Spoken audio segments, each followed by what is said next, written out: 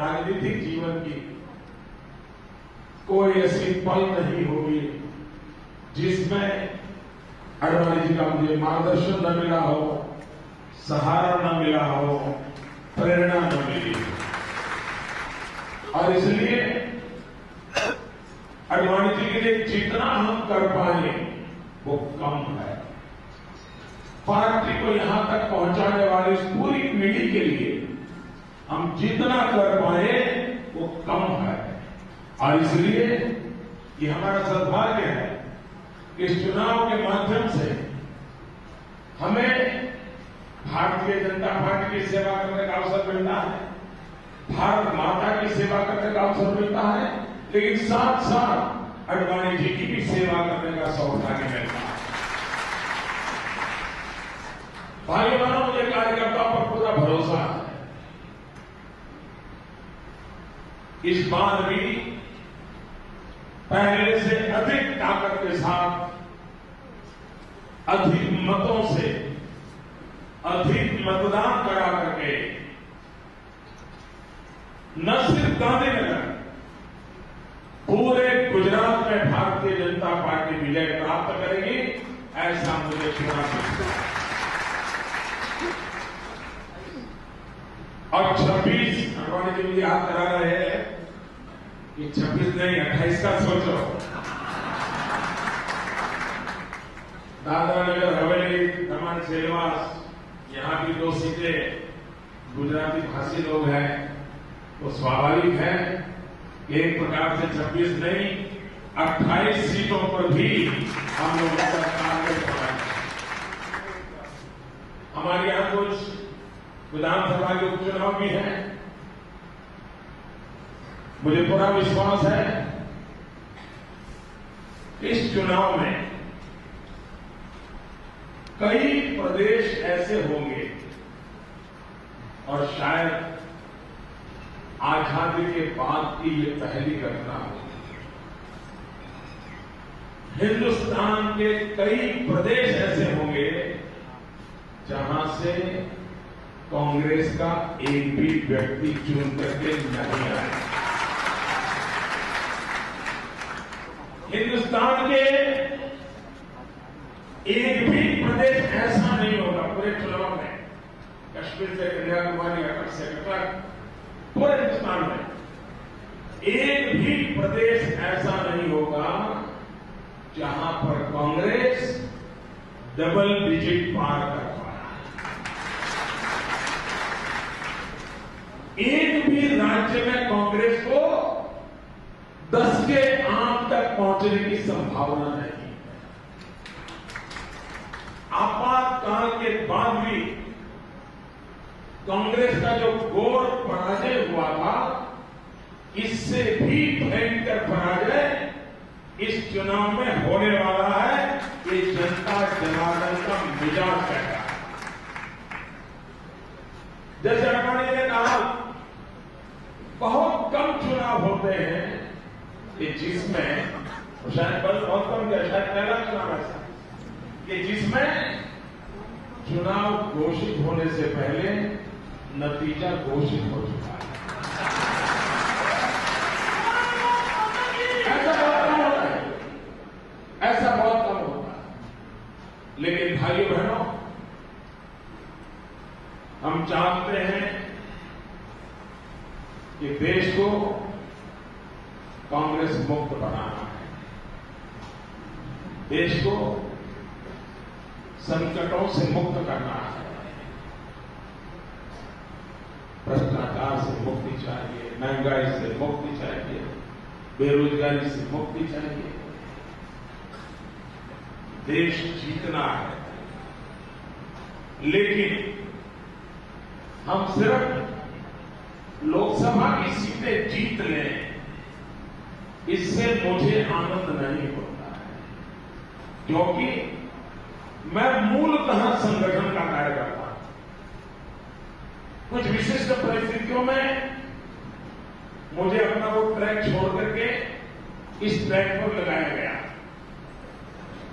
और चुनावी राजनीति में मेरी एंट्री हुई, वरना मूलतः तो घर तो संगठन के लिए छोड़ा था, लेकिन अभी पार्टी ने दायित्व दे दिया। मूलतः मैं संगठन का व्यक्ति हूं और मेरी सोच, मेरा जीवन संगठन से जुड़ा रहता है।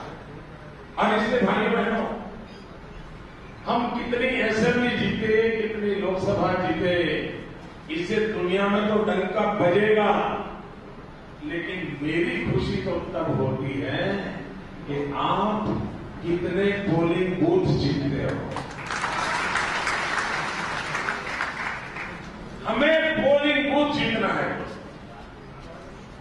पोलिंग बूथ का कीड़ा हमारा, ये हमारा टारगेट होना चाहिए।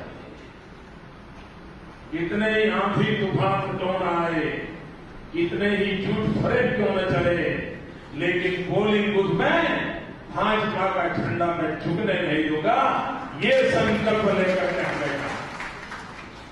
और भाइयों बहनों, अगर एक छोटा कार्यकर्ता भी पोलिंग बूथ संभाल के बैठ जाता है ना, दुनिया की कोई ताकत नहीं है जो भारतीय जनता पार्टी का विजय को रोक सके। दूसरी बात है भाइयों बहनों, मई महीने में चुनाव, ये सबसे बड़ा चैलेंज होती है, क्योंकि छुट्टियां शुरू होती हैं। हर किसी को कुल्लू मनाली शिमला का मूड होता है। मई महीने की छुट्टियों में शादियां भी बहुत होती है हमारे यहां, और गर्मी 45 डिग्री से कम नहीं होती। सारी हर प्रकार से प्राकृतिक स्थिति विपरीत होती है, और उस समय अधिक मतदान कराना ये भाजपा के लिए नहीं, लोकतंत्र की पूजा करने का एक अवसर होता है। अधिकतम मतदान कराना ये लोकतंत्र की पूजा का अवसर होता है। और इसलिए भाइयों बहनों, पूरे समाज में अधिकतम मतदान, और इन दिनों अच्छी बात है, मीडिया के मित्र भी अधिक वोटिंग के लिए अपनी तरफ से कैंपेन करते हैं। बहुत बड़ी मात्रा में एनजीओ भी अधिक मतदान के लिए कैंपेन करते हैं। और कुछ समय से इलेक्शन कमीशन स्वयं भी अधिक मतदान पर बल दे रहा है। ये अच्छा संकेत है लोकतंत्र में। वरना एक जमाना ऐसा था कि अधिक मतदान हो तो उसे सबके नजर से देखा जाता था। पहले ऐसे इलेक्शन कमीशनों के काम रहे कि कहीं ज्यादा मतदान हो गया तो उसको सबके नजर से देखा जाता था। इन दिनों इलेक्शन कमीशन का रवैया है अधिकतम मतदान। मैं मानता हूं ये स्वस्थ लोकतंत्र के लिए इलेक्शन कमीशन की भी भूमिका अच्छी है, सामाजिक संस्थाओं की भी भूमिका अच्छी है, सिविल सोसाइटी की भी भूमिका अच्छी है, मीडिया की भी भूमिका अच्छी है। हमने भी इसमें उपयोगी होना चाहिए, पूरक होना चाहिए। अधिकतम मतदान, अधिकतम पोलिंग बूथ पर विजय और भारी बहुमत से अडवाणी जी को विजयी बनाना रहा है। गुजरात और यूनियन टेरिटरी की सभी सीटों को जीतना है, लोकसभा भी जीतना है, असेंबली के उपचुनाव भी जीतना है। भाइयों बहनों, मुझे विश्वास है देश भर का मैं माहौल देख रहा हूं। मैं कल उड़ीसा में था और आज मैं अडवाणी जी के नामांकन के बाद मध्य प्रदेश की तरफ जा रहा हूं।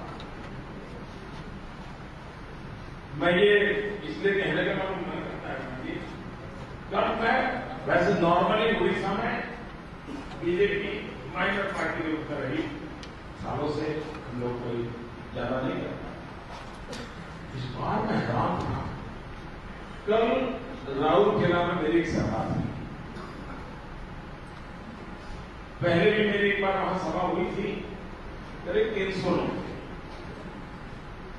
इस बार उन्होंने सभा राउरकेला शहर से 8 किलोमीटर दूर एक खेत में रखी। वो जगह देख करके मेरा माथा फट गया। मैंने कहा भाई, मैं गुजरात का, मैं भी इतना बड़ा मैदान रखने की हिम्मत नहीं कर सकता। आपने इतने बड़े मैदान को रखने की हिम्मत कैसे की? और जब मैंने वो सभा देखी, भाइयों बहनों, मैंने ऐसी सभा एक पार्लियामेंट की सीट, राज्य की नहीं, मैंने अब तक कभी कल्पना नहीं की है। वो दृश्य में राउरकेला में देखा, जहां भारतीय जनता पार्टी जिन राज्यों में हमारा दबदबा है उस रूप में नहीं है। और इसलिए मैं तो हैरान था कि इस बार दक्षिण भी, पूरब भी अकल्प परिणाम देगा। और भाइयों बहनों, मैंने कहा है प्रकार से, कांग्रेस के इतने वर्षों के इतिहास में ये बुरे से बुरी हार कांग्रेस की।